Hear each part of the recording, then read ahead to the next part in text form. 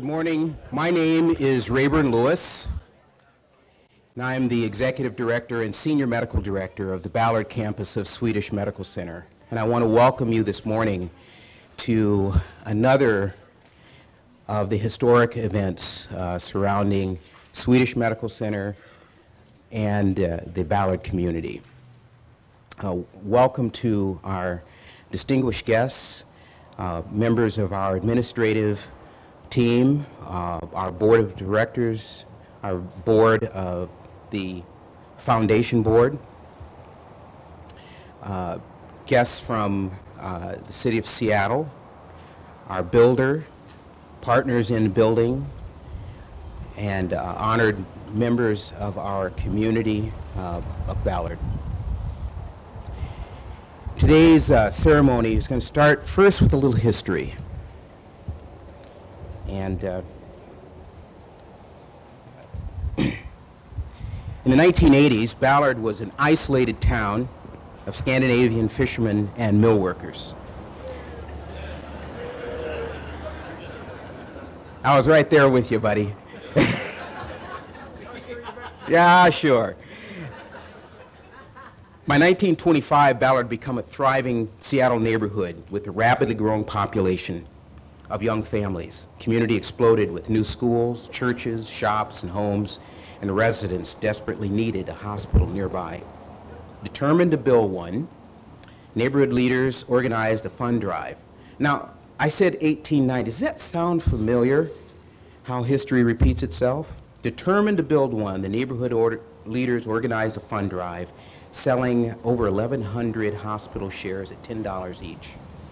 The Ballard Accident and General Hospital opened its doors on March 12, 1928, on the third floor of the Ballard building just down the street, 2007 Market Street.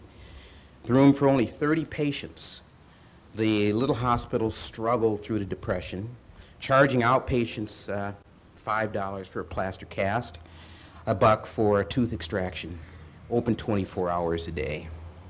As World War II drew to a close, a new dream emerged for Ballard General Hospital, a modern, well-equipped facility with its own building with state-of-the-art surgical facilities. After raising $400,000 in large gifts, Ballard community organized Knuckle Knockers 1 for a fundraising campaign, asking for a minimum commitment of $1 per week for 3 years. The Knuckle Knocker volunteers walked door to door and gathered 4,000 family pledges totaling $250,000. Okay, so are there any here? Are there any sons and daughters of Knuckle Knockers here? Mm-hmm. All right. As soon as Ballard General Hospital opened its doors in 1954, visionaries began planning the next steps. The new pediatric wing, dedicated in 1957, one of the first emergency rooms in the country, opened in 1966. And then when Ballard opened the innovative 5-story hospital in the Round in 1968, the rotunda captured the community's imagination and placed the facility at the cutting edge of hospitals in the West. That same year, Ballard General Hospital was renamed Ballard Community Hospital, honoring the community's deep commitment. During the 70s, Ballard Community Hospital reached out to the neighborhood, offering health care screening at Northwest Senior Center, home health program established, visiting nurses, physical therapists, dietitians, and home health aides.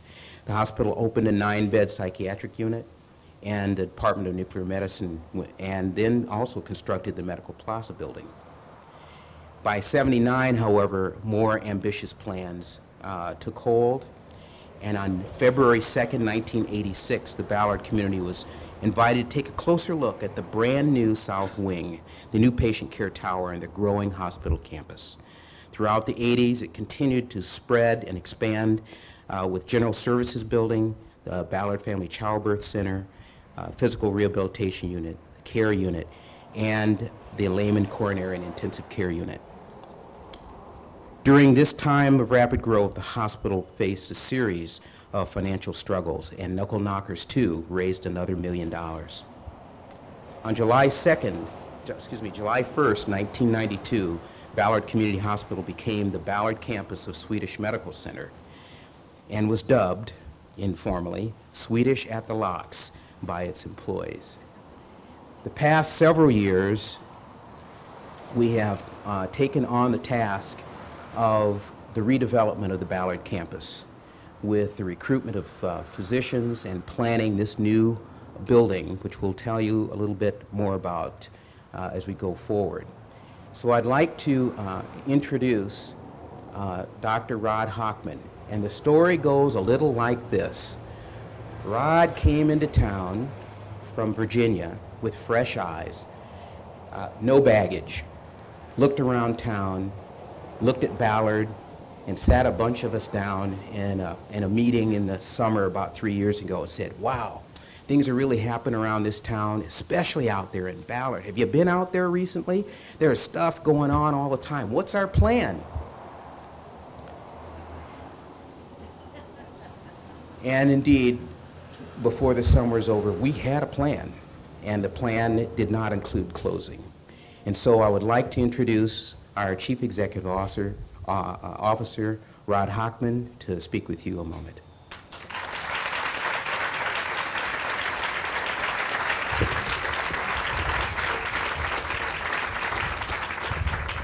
Well, in my 2.5 years at Swedish, I have to say, this is one of the best days. I had my first lunch here. I got invited to lunch by these two gentlemen in front here, two of my board members, Ned Floor and John Chin, who all of you should know have been tireless advocates for this place. They have given their heart and soul, and anyone that would listen to them, they would tell you the story about how great Ballard is. And I didn't take a lot of convincing. I came out here, and all you have to do is drive around here a little bit and look at the vibrancy of this community. The doctors believed it. You in the community, here we are in the middle of the day, believed that this was a place that really deserved the attention and had all of the possibilities for the future. So it's exciting to be here and watch it actually start to happen. This facility will represent what state-of-the-art facilities should be for the future, and you'll hear more about it. But it, to me, represents what healthcare should be about. It's a commitment to the community. And good healthcare starts in the community, not somewhere else. And a system that we have should support healthcare in the community.